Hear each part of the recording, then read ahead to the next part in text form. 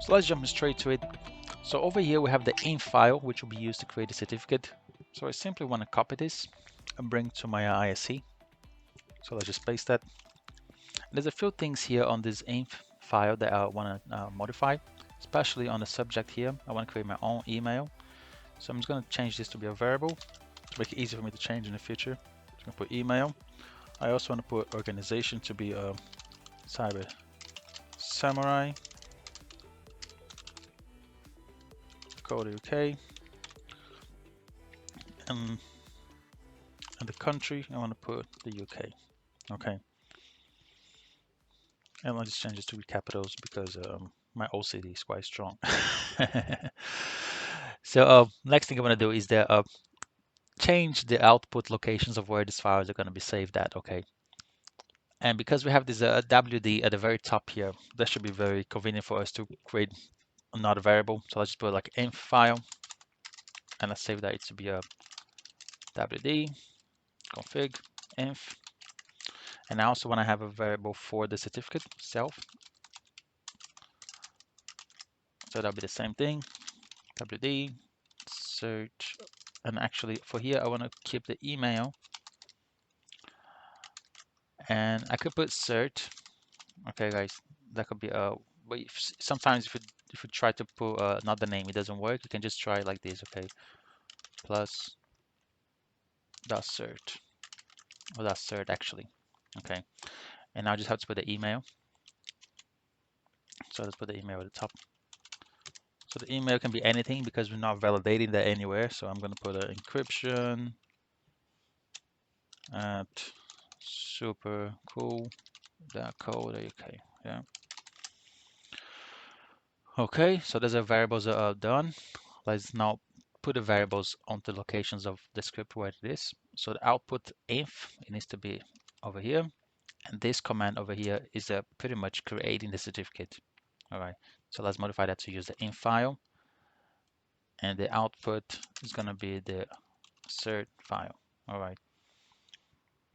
So normally you would think that this would work, but there's a few gotchas there, and I'm just going to run this because I had to go around to find out.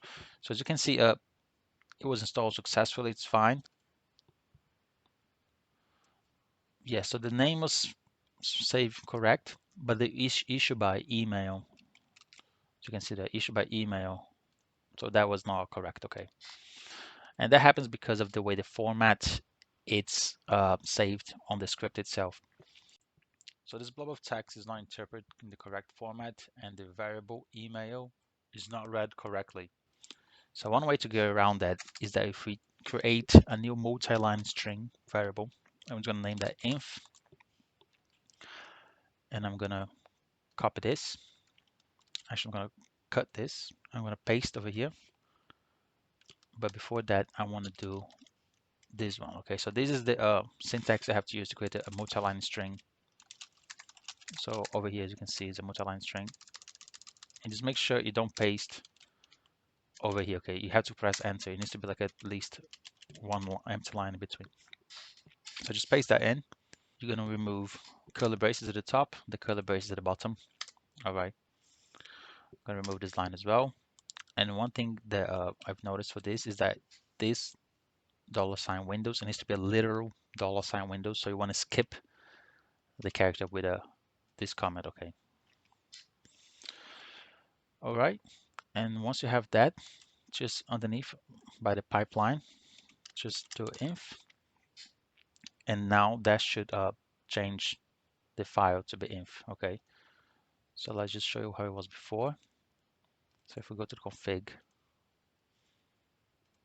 as you can see, email. Okay, so that's going to be changed now. But there's one more thing that I want to put. I'm going to show you as well. That I like to put like a friendly name. I'm going to put a cyber samurai. This is just like I'll show you where it is located once it's installed. But it's just an easier name to locate your certificate. Okay. So I'm going to run this now. And the certificate has been created and has installed. When you run this cert request exe, it creates the private key and it automatically install on your machine. Okay. If you want, let the private key to be exportable, you have to leave this option to be true. Otherwise, you have to put it to false. Another thing is that like we change the validity of the years to be 1,000 years, but that could be like 100 years if you like, or a bit less. And also the SHA-1, okay. And actually, I'm gonna put it as SHA-256 because that's a bit more secure. I'm just gonna remove this. I'm gonna run again. It's gonna create a new certificate with the same name, and it's gonna install it. All right. So if I run it now,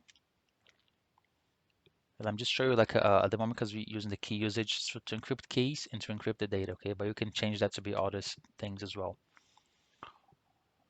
Over here on these slides, there is the information that you might want to look at, and you can just check over here what you need, and then change the usage to be something different, okay? And underneath here, I just posted like some of the information that you can also put for your certificate when you're writing it. So that's it for this video. On the next video, we're going to be looking to where are the certificates being installed and how we can remove them and modify them.